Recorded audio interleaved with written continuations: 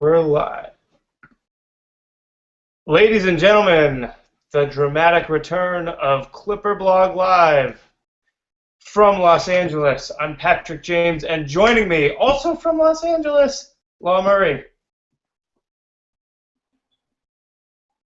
What's up? I am in Los Angeles. And I am up, also I'm also struggling with my connection. So and up in America's Attic, Seth Partnow. It's more it's the loft more than the attic. The loft, yeah. Yeah. That's hipper somehow. Yeah. Well, The loft is much more attic. If there's one thing we have in Alaska, it's hipsters. I mean, look at the beard. Anyway, go on. Yeah, well, indeed. I know all about that. Guys, the Clippers, who struggled through a season of high expectations and kind of maybe some of them were unmet and were challenged from start to finish, ended the season by winning 14 of their last 15 games. That's pretty good. And they faced, over the last couple months of the season, they faced a lot of opponents without Blake Griffin, arguably one of the best power forwards in the world, and without Jamal Crawford, one of their best, if only good bench players. Are the Clippers better now than they were the last time we had Clipper Blog Live? Seth, let's start with you. Better, I don't know. There's all kinds of stuff that's been shown that a team is what they've been over the whole season, unless there's some, massive change in personnel, and unless we think that, Austin Rivers or Lester Hudson are that massive change in personnel for the better, if you take my meaning, then they kind of are who they have been, and it's nice that they've won 14 of 15. It's better than the alternative, but the team is what it is, and whether or not that's good enough, nothing's really changed over the last month about that, I don't feel. Law, want to follow up there? I mean, well, I remember the last time we did CBL. It was about a month ago. Actually, it was over a month ago. So apologies to everybody. So since then, like Seth said, they've won 14 out of the last 15. Okay, you can talk about the records of the teams they played against. We're not here to talk about that. We're here to talk about whether they're actually better. And I feel like they are. For one, the offense absolutely has been, it's been the best in the league. If you want to go by the efficiency rating, and I guess a lot of us have started to pick that up, it's been the best offense in the league. They've made shots. Guys that they are going to have to play 35 to 40 minutes in the playoffs have been playing well. You worry about Matt Barnes, don't we all? But other than that, guys are playing pretty damn well. The thing that I'm looking at is over the last month, the Clippers have played top 10 defense. Okay?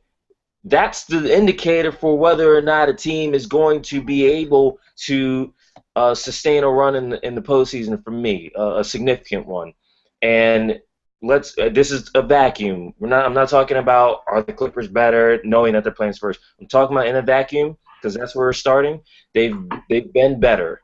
The starting lineup's played the most minutes of any other starting lineup by far this season, and I think that's a good thing. Guys are feeling healthy. I think that's a good thing. There's some competitive edginess to them. I think that's a good thing. So, yeah, I think they're certainly better. I want to jump in on something you said right there, Law, that about the defense being better. I think that for all the flaws of Doc Rivers as a general manager, and we could spend many hours talking about those, he found something that worked when Blake Griffin was injured to get guys to play better than they had been playing on defense.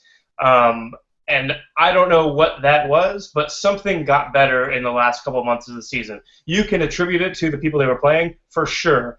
But like there was noticeable improvement there, and one thing that's worth noting is that I believe I saw a stat today that said their starting lineup would have a defensive rating that's top 5 in the league, but all other lineups on the Clipper team are like, it just falls off a cliff. So that's a thing. Still, I do think there was some kind of there has been improvement over the course of the season, and I don't know how to quantify it. Oh, go ahead.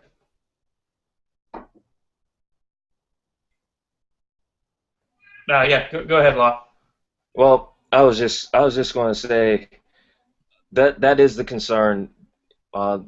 That's been the concern for everybody who's followed the Clippers this season, is the fact that once one of those starters sit down, the performance on both ends of the floor falls off. I think there is a part of complimentary basketball that, I mean, even with Jamal, it's like you don't know what you're getting from those guys, and I'm sure we'll discuss it later in the show.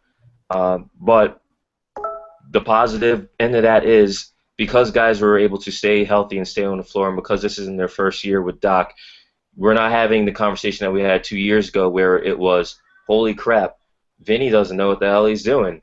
It's none of that. I think that certainly helps, and this is the time of the year where you got Doc, more or less. That's how I'm looking at it. Hey, you know what? Playoff commercial timeouts. That means more plays called out of timeouts, and we know Doc Rivers is pretty good at that. All right, Seth. Let's lay the cards on the table. Are the Spurs the worst matchup the Clippers could have drawn in the first round?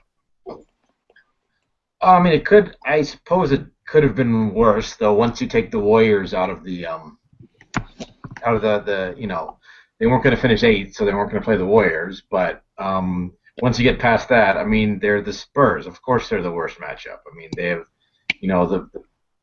of the remaining teams in the West, they have the best talent and the best coach, as well as kind of the institutional knowledge of how to do things in a playoffs and make adjustments and kind of not overreact to a single game and stuff like that. Basically, everything you want to do well in the playoffs, the Spurs have. So, yeah, that's the.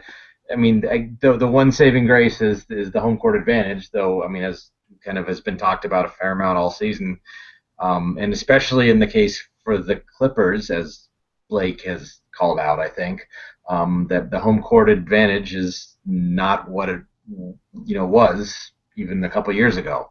Now, whether that holds up in the playoffs, whether the Staples crowd is a better force in the playoffs, especially against a team like the Spurs, who maybe don't have kind of the disparate fan base of maybe like the Warriors.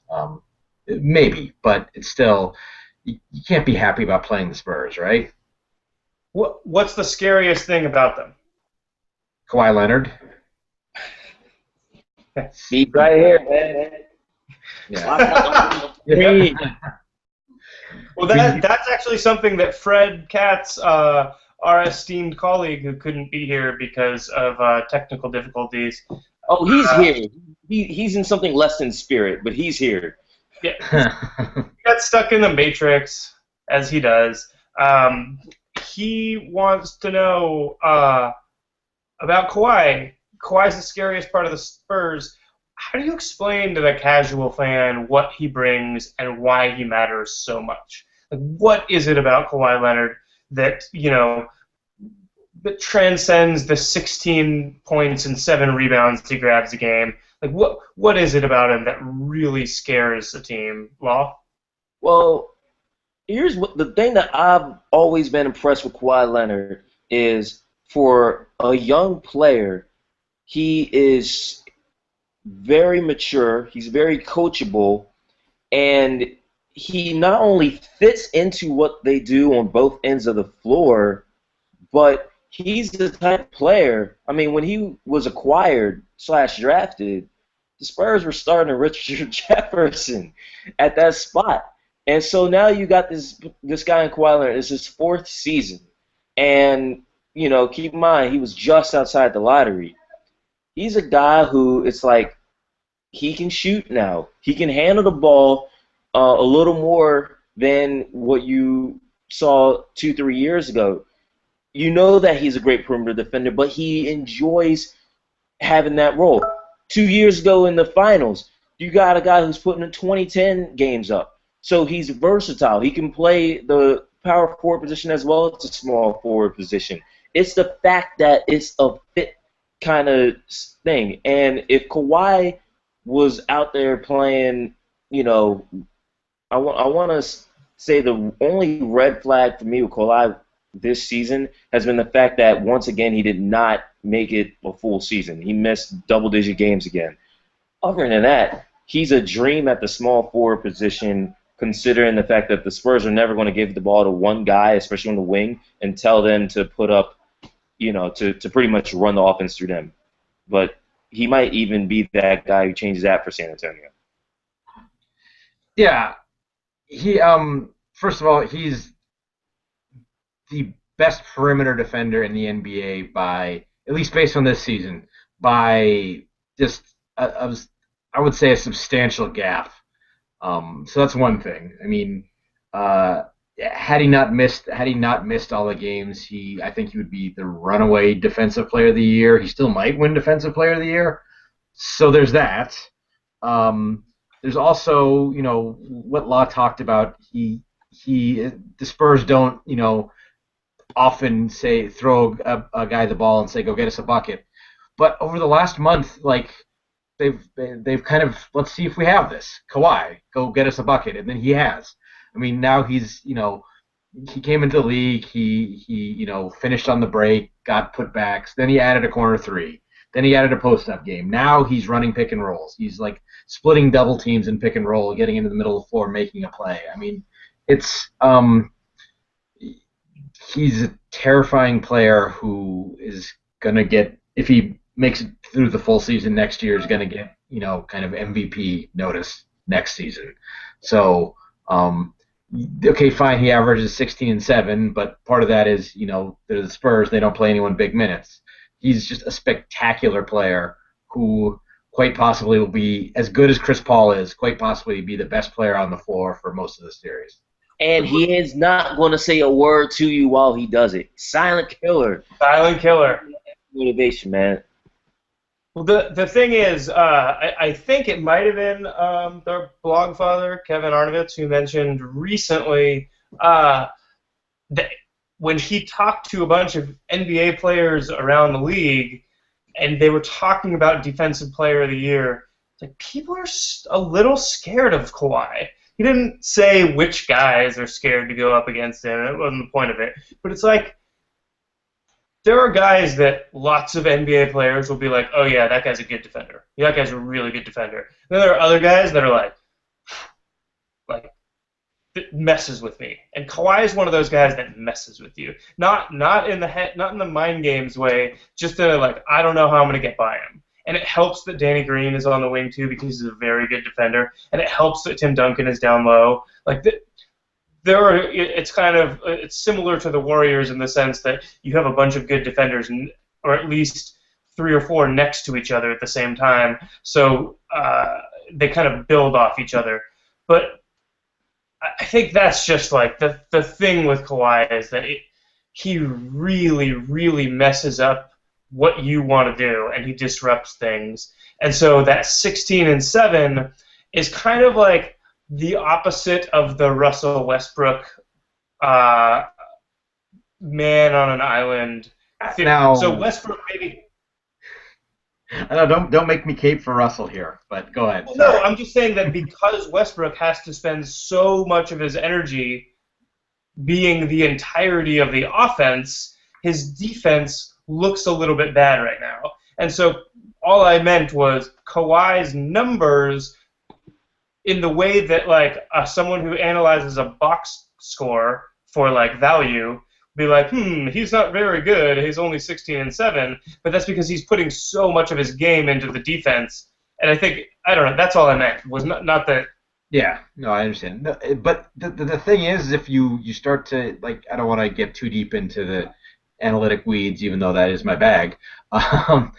He's been a top, depending on like the system you use, he's arguably been a top 5 player, even just on the like, if you're accounting for turnovers and missed shots and stuff like that, he's been like playing at a top 5 level, even just on that level, and that's before you even get into the defensive craziness. Where I've had some folks who work in analytics departments in the league have used the expression "lapped the field," talking about how like far ahead.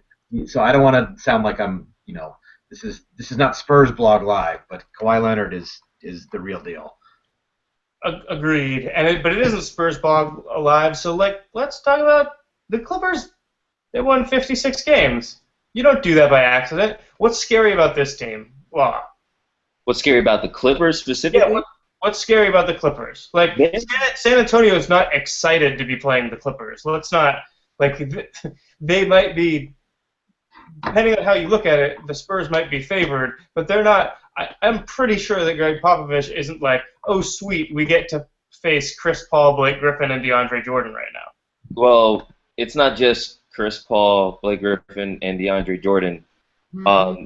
I'm really, and I don't need any of y'all throwing shade on me about this. I'm excited to see what J.J. Redick's going to do in this particular postseason. Okay, we're talking about a guy who, in year 9, just had a career high scoring. In year 9, made 200 threes for the first time in his career. And besides the fact that he takes so many threes, still was able to shoot about 48% from the field. That, to me, was a huge deal in the Clippers being the second, or for the second season in a row, having the most efficient offense in the league. Blake Griffin, someone's going to have to guard him, okay? He's shooting the jump shot. Someone's going to have to guard him.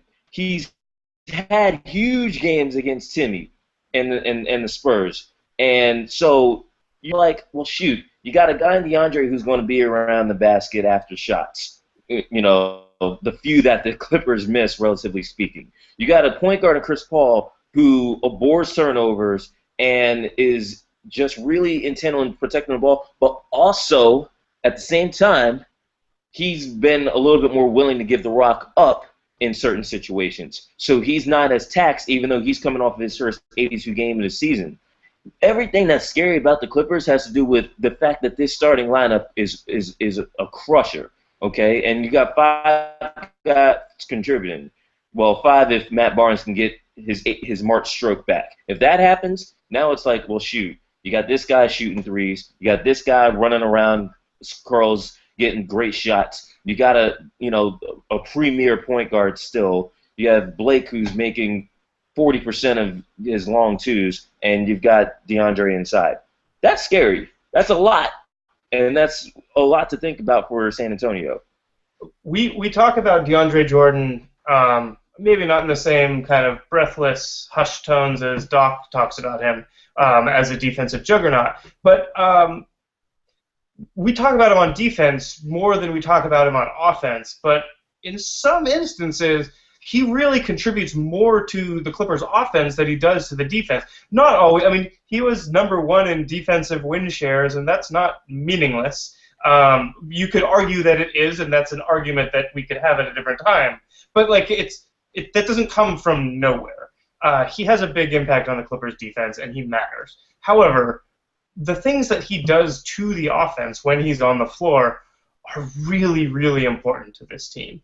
And I think a team like the Spurs, they have an interesting challenge with Griffin and Jordan next to each other. The lineups that the Spurs might want to use, they don't always do very well against the Griffin and Jordan combo. Seth, do you have any idea? Can you see that combo of Griffin and Jordan being effective against the Spurs?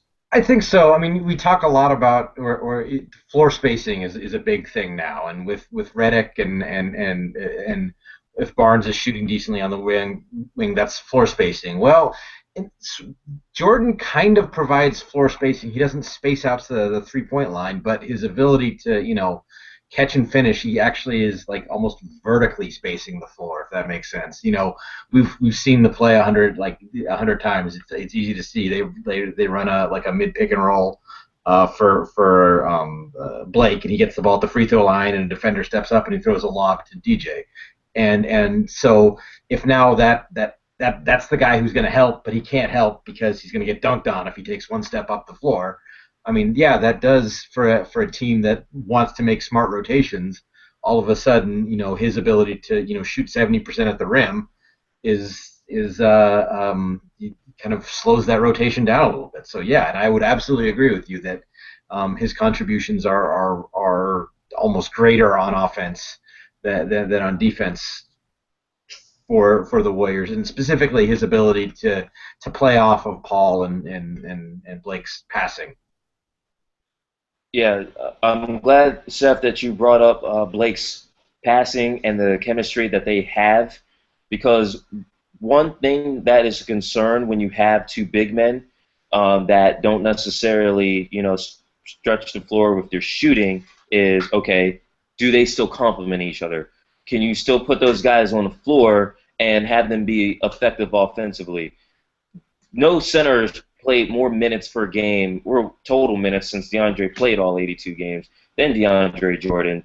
And again, this is another piece of the conversation where it's like this Clippers team is different now than it was 2 years ago when Vinny was coaching, 3 years ago when they were facing the Spurs in the playoffs. Blake has this thing down where he can get the ball at the top of the free throw circle, and you've got to worry about Chris Paul. You've got to worry about JJ. You've got to worry about Matt Barnes in the corner if he's shooting well. Jamal Crawford if he gets his stroke together. And then it's like you make a mistake and DeAndre's right there. And the Clippers are a really bad offensive rebound team by percentage. You got DeAndre who's back tapping and whatnot back there, but Blake's been farther away from the basket, so he's not grabbing as many. Here's a key, though. San Antonio, if Tiago Splitter's not there to start games, it's going to be interesting to see what the interior offense and for the Clippers look like and the interior defense for the Spurs looks like.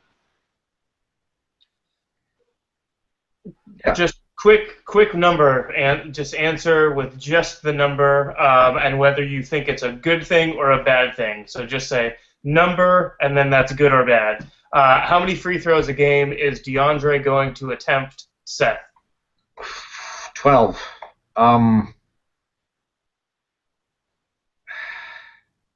You can say neutral. There's good things and bad things. I guess the best thing about it is I think that Brandon, also from Clipper Blog, asked a good question. That the Spurs is kind of the one team that the Clippers play that don't necessarily want to turn the game into kind of a street fight style, and I kind of agree with that, because I think the Spurs would rather play a game with kind of pace and flow. And if it's hack a DJ or he's shooting a bunch of free throws, that's going to break the game up. And I think that kind of stop-start style of game is almost more what Chris Paul would prefer to play than what the Spurs would prefer to play. So I mean, I think on the other hand, he's a terrible free throw shooter. So good things and bad things. It certainly raises the tension of the games as a viewer. Yeah, but one quick note on that. Despite DeAndre being a terrible free throw shooter, the Clippers did finish the season with 3 players in Crawford, Paul, and Redick who are over 90%. And Griffin is competent now. So if that strategy comes into play, then it could result in those guys being on the line a lot too. Just if they can be savvy about it. Law, how many free throws a game do you think DeAndre ends up shooting? You know what, Steph, you went with 12. I'm going to go a little lower. I'm going to say 9 a game, and I just think it's interesting because I'm pretty sure we remember the outlier where DeAndre shot 28 free throws. For one, the Clippers won that game. For two, in the other 3 games against the Spurs, I think DeAndre only shot 5 free throws combined, and the Spurs won 2 of those games. The game where DeAndre didn't shoot any free throws, Spurs won. I don't think it's going to be something that you see every game for a lot of different reasons. But I mean, DeAndre he'll make some of the free throws. He's a bad free throw shooter. That doesn't mean he's going to go like 0 for 10 in crunch time. So it's probably in the Spurs' best interest to not be in a situation where you have to foul DeAndre Jordan a bunch of times to get back into a game. Friend of the program, Philip Lord has a question for us. What's up, Philip? Can someone step up from the second unit? As you know, not counting Jamal Crawford because that wouldn't be very unexpected. But if the Clippers are going to win this series, they need to win 4 games. Is somebody from the second unit going to have to step up in order for that to happen? Philip thinks if it's going to happen, it's going to be either Lester Hudson or maybe Austin Rivers. Like, do either of you guys think that's possible? And if so, who would your pick to do it be? To quote a former Doc Rivers coach player, anything is possible. Shouts to KG. Possible. Yeah, thank you. Honestly, I don't think either of those are. I think Hudson would probably be more likely, except for the fact that since he's not related to the coach, he probably won't get the playing time to do so. It's the non-Crawford bench player most likely to have a big impact on the series might be Turk. Right. That's what I think. Like there's maybe there's a game where Blake is in a little bit of foul trouble and Turk goes 4 of 7 from 3 in the second half, and all of a sudden that's like 4 of 7. All 4 makes are contested. Yeah. All four of them, he smokes a cigarette, then shoots with the guy in his face, and there we go. That's and that's kind of where we are, and that's the good thing about kind of the playoffs being spread out and the games being longer and the games being slower, and frankly, if kind of Hack of Jordan comes into play, is that'll allow the starters and Jamal to play bigger minutes and. I wanted to actually circle back on something Law said talking about J.J. Redick. One good thing about the makeup of this year's team is the option to not close with J.J., which was something I think we collectively hated last year in the playoffs, not closing with J.J. Redick in those games. That's not an option this year. So that's I guess a positive, right? But that's yeah, but that's far. And notice I've gotten away from the which bench player will step up because let's talk more about the starters because that's how they're going to win the series if they're going to win the series. As far as the bench guys, and I know Seth thought this was the worst contract in the NBA, so we're not debating that. But Spencer Hawes, this is going to be if there's one unexpected guy, well. Let's turn it to the guys who we thought we would expect to perform, didn't, and now he's in an interesting-looking matchup. Spencer, let me tell you something. I'm going to make this a personal appeal. Personal. Don't let Matt Bonner be the dude showing you up on the floor with the threes and the one-legged floaters and all those little moves that's going to have him on somebody's T-shirt by the end of this series. I think this is it. This might be Spencer's last 7 games of the playoffs. Oh, spoiler alert, because Patrick didn't get to us about how long the series is going to last. It's going to be 7 games. So Spencer's going to have to come through, and one good game will definitely mean a lot right about now. Seth, are you with that? 7 games? Are you asking for my prediction right now? I think Spurs in 6 is my prediction. Sorry, but maybe Spencer Hawes steps up and it makes me look silly for wondering if anyway. That's a whole kind of chain of events that happened after that, which I think we've talked about ad nauseum, but that's the past, and we're at the playoffs now, right? we're at the playoffs now. Let's take a look and see if there's any questions we missed on Twitter. We get a decent amount of activity, but we've kind of touched on a lot of the questions in the course of this discussion.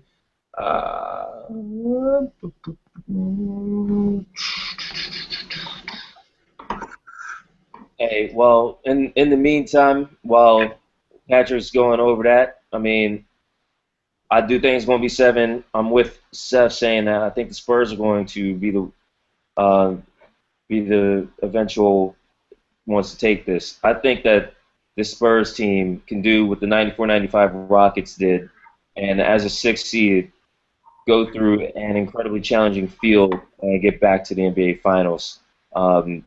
And that's not a knock on the Clippers. I do have a problem with people being like scared about playing a certain team because of where their season might end. So I'm not feeling sorry for any one of these teams if they wind up losing in the first round. I'm just putting that out there. I think this is going to be the most competitive series of the entire first round, possibly the only one that gets to 7 games. And Woo! yeah, Bold prediction. down to players. Only 7 Yeah. game, only 7-game series. Only 7 games. There's no way we're getting away without 7 games of Toronto and Washington. That's going 7 ugly games. How? I don't see. If Toronto blows that series after sweeping Washington this past season, man, I don't even know. But then again, it is the Raptors. It is the Wizards.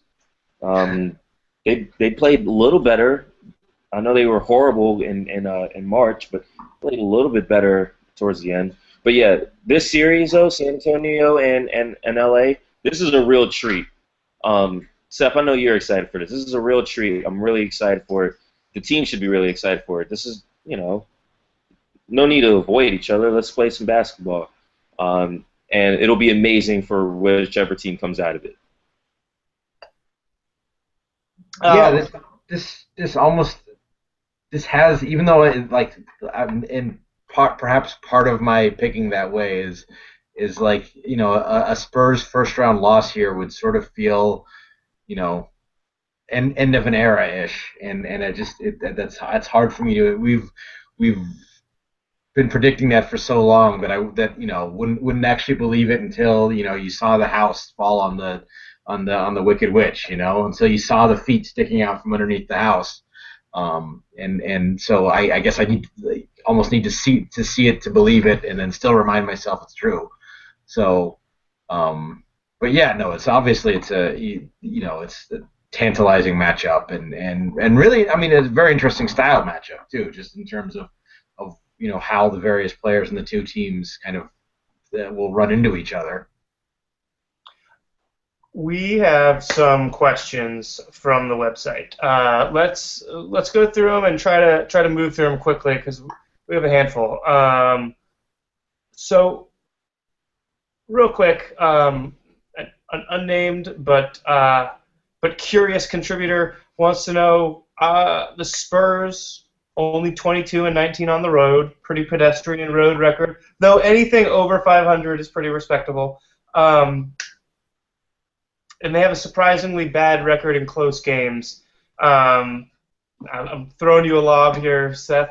What do you make of those two figures, the mediocre road record and bad close games record?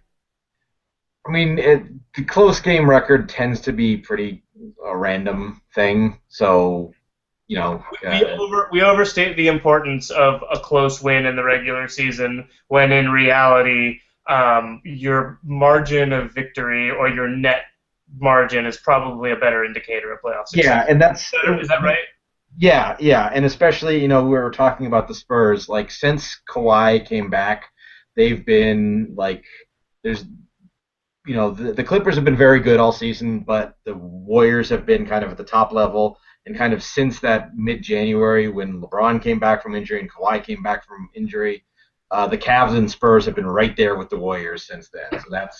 So when we're talking about the real Spurs, which, again, I'm obviously president of his fan club. Since their best player has been on the court and, being a fully operational battle station, they've been a really, like, a borderline great team. So, a lot of those kind of mediocre numbers, like what does it look like with Kawhi almost? Right, and so that's the thing with those. I mean, it's point taken, and I'm glad that the question was asked.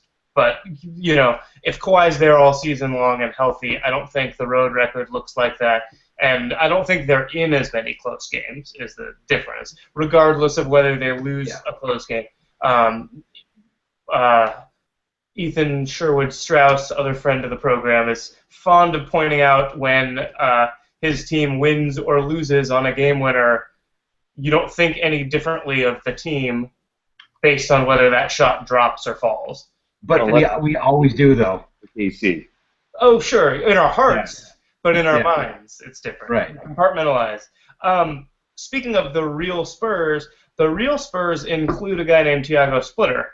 However, he's been suffering with a calf injury. I don't know the extent.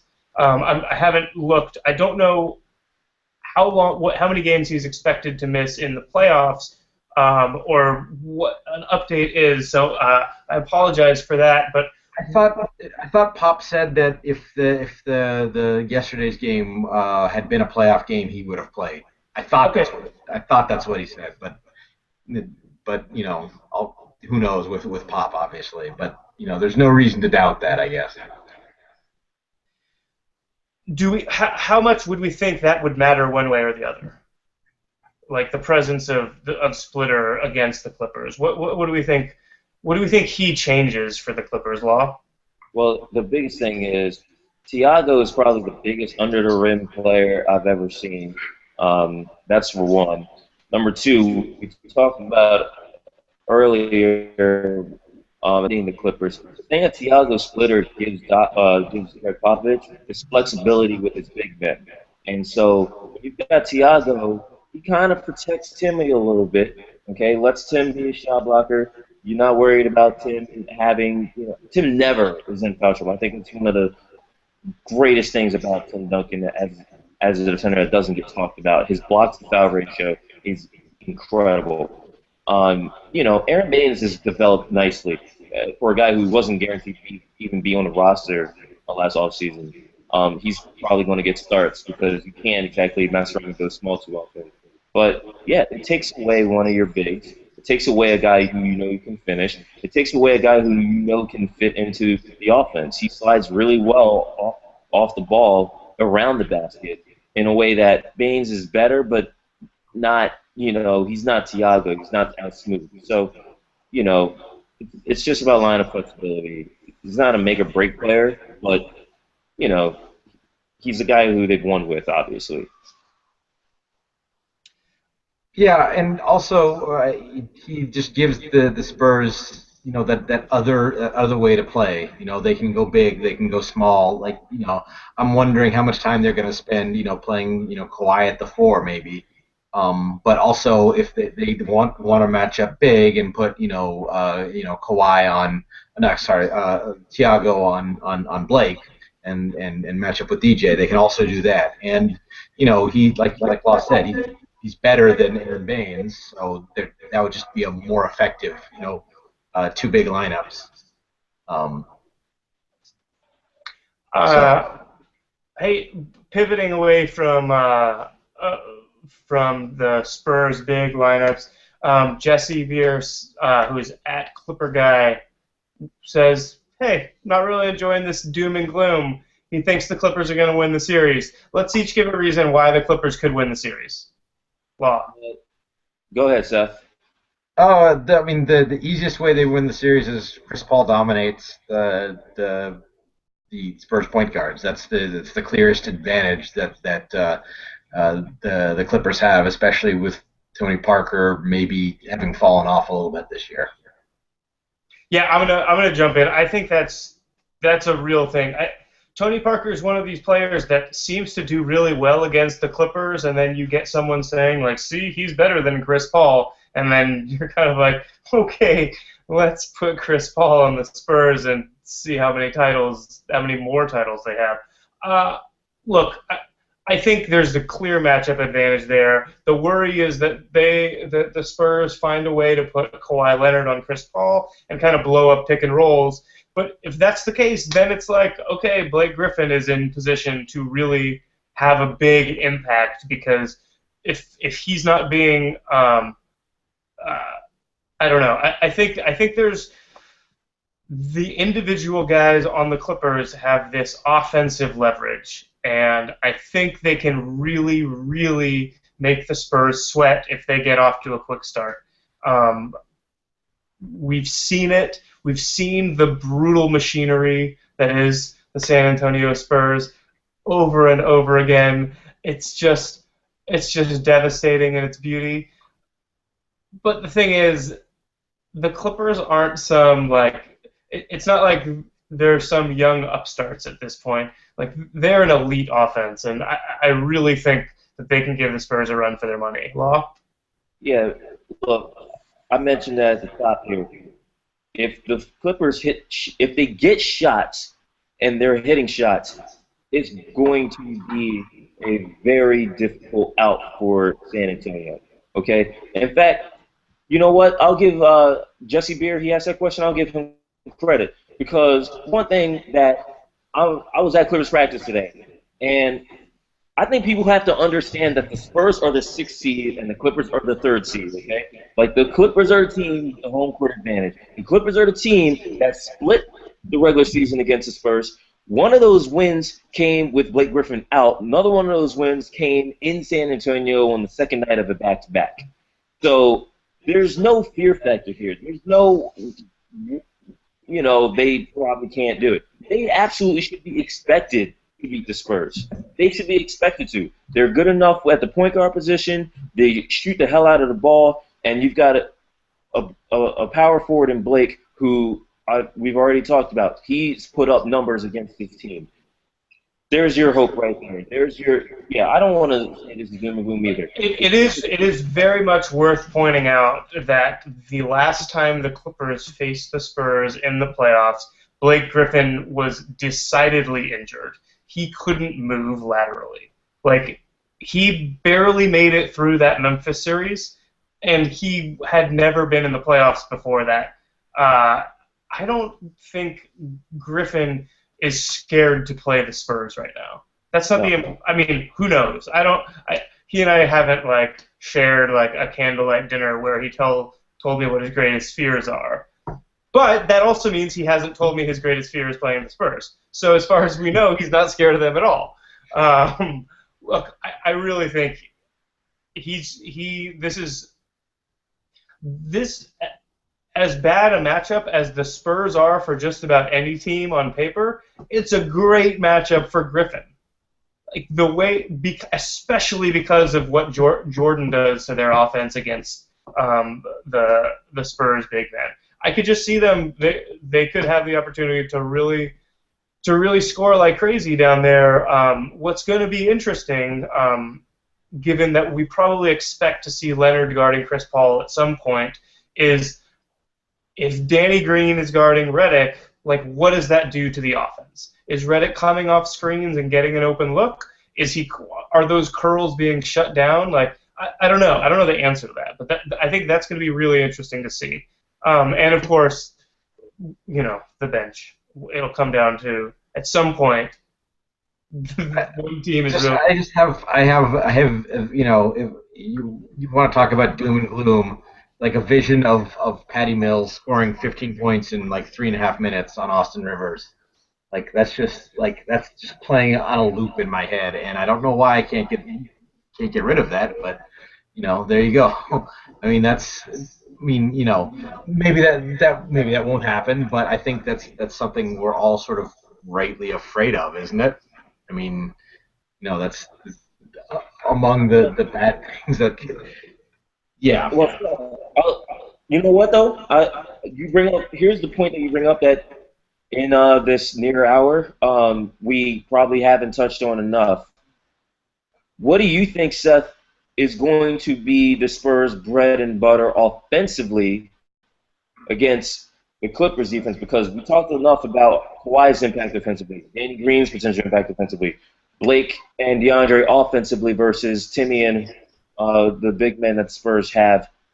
What do you think besides, the fact that the bench is obviously more talented for San Antonio, what are they going to do or be able to do consistently throughout the game or throughout their series?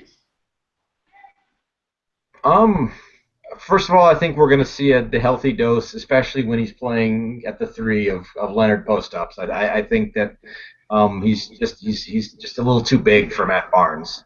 The other thing is I think they're going to run a lot of pick and rolls using, and I think this is where having Splitter available will probably help them, just because he's just a better pick and roll player than Baines.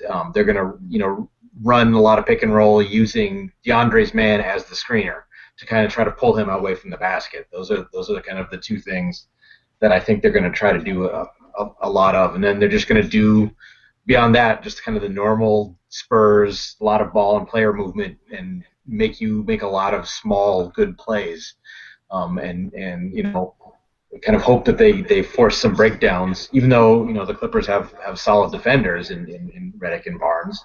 Still just making them play defense in every possession.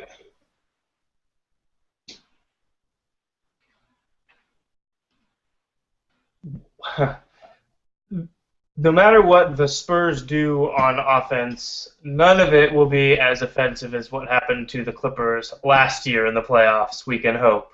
Do you guys think there will be any controversy surrounding the Clippers? Any new will we hear from V. Stiviano at all? Will any sordid affairs, or is this going to be finally what we've all wanted, all about basketball? Did TMZ go out of business? As far as I know, they're still. Yeah, so there's going to be. It's hard to imagine there's not going to be something now. Whether it becomes like a thing or it's just something that happened on TMZ, who knows? If it's like you mentioned the name. That name is going to come up over this series at some point. Whether or not it's actually a thing, who knows?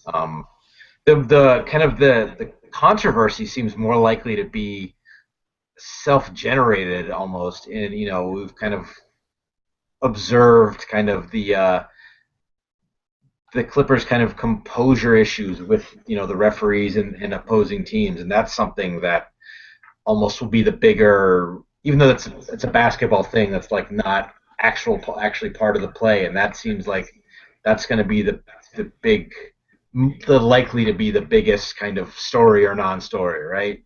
Is if the Clippers are getting technicals and getting the scuffles, or they're not. And they've talked a lot all year about needing to not get involved with that kind of stuff, and if they don't, great, that's kind of advantage them, right? Mm-hmm. Yeah. Well, let's look about that for a second. If the Clippers win this series, what do we see as what's their threshold for the rest of these playoffs? Go ahead. Sorry, go ahead, Law. I was just going to say, this is the defending champs right here. I don't think it's obvious people weren't expecting the Clippers to match up with this team. Not a lot of people are going to pick them to win the series.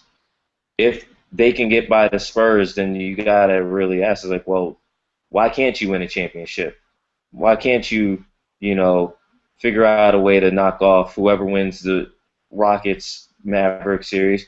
And then it's like, why can't you figure out a way to possibly get out of the West, take the Golden State Warriors out? And that's why I'm saying for either team here, it's a huge deal if they get out of this series. You're playing, these are, two of the top 5 teams in the NBA, period. If you can knock off one of these teams, you're already like, okay, we got this. Yeah. Why can't you win? Yeah, I agree. And I think that, especially with the Rockets being kind of a little bit, assuming the Rockets get by the Mavericks, but even if they don't, then it's even with more force. The winner of this series, I think, is going to be a decent favorite to at least advance to the conference finals, and then who knows what happens. So yeah, you win this series, and if you were talking like Law said, if you're talking about the teams, the 4 or 5 teams with the best chance of winning the title, these are 2 of them. So whoever comes out of the series, it's got a pretty good shot. Obviously, neither of these teams will be favored against Golden State, but can I see either the Clippers or the Spurs beating Golden State? Absolutely. Yeah, the funny thing is, if getting out of this round, going into the next, like I think most of us would assume Houston will beat Dallas, though that's of course not set in stone. I kind of feel like the Clippers would be thrilled to play Houston, and San Antonio wouldn't love it quite as much. I don't feel like they match up quite as well against Houston as they do against most other teams. Law, you had something you wanted to note. Yeah, Seth. So about the technical fouls, that is absolutely, for me, going to be a big thing here, okay? The Clippers led the league in technical fouls. We saw that. But here's the most jarring part of that. The Clippers players were called for 57 techs this year. 57. Over the last 5 seasons, regular seasons, the Spurs were called for 50. Okay? The Clippers had more technical fouls, just the players, we're not even getting the coaches. Clippers players have more technical fouls this season than the Spurs players have had over the last 5. And I was at practice today. We talked about mental toughness. Doc Rivers talked about emotional awareness. This has been a theme from the beginning of the season. Don't think for a second in the playoffs that this is not going to come up at some point. This is a huge deal, and we're absolutely looking at the extremes of 2 teams here. A team that has a horrible reputation with referees, and a team that has somehow, they only pick up a couple technical fouls a month.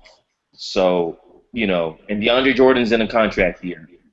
That's something that might not matter right now, today, but May 2nd, that's when Game 7 is going to be. Also the same day as Mayweather-Pacquiao, just so y'all know.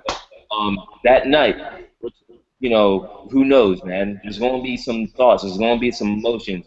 DeAndre is a very emotional guy. We saw what happened when the Sterling Stiviano tape was released. We saw the reaction there. It's going to be, it absolutely will be.